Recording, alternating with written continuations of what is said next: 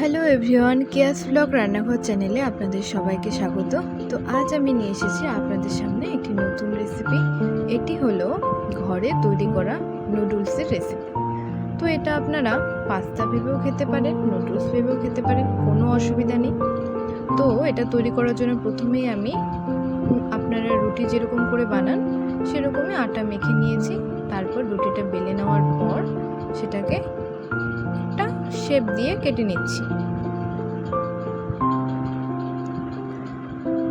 ঠিক এরকম সাইজ করে কেটে নিতে হবে।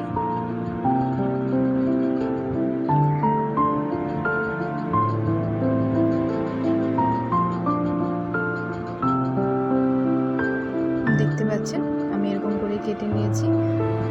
এরপর এগুলো সিদ্ধ করতে বসিয়ে দেব।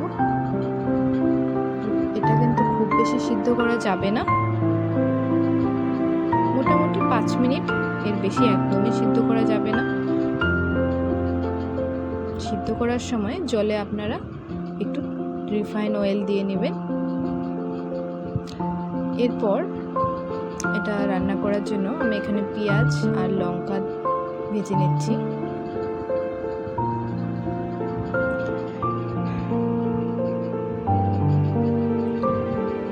এটা ভাজা হয়ে গেলে এর সাথে ম্যাগি মশলা অ্যাড করছি।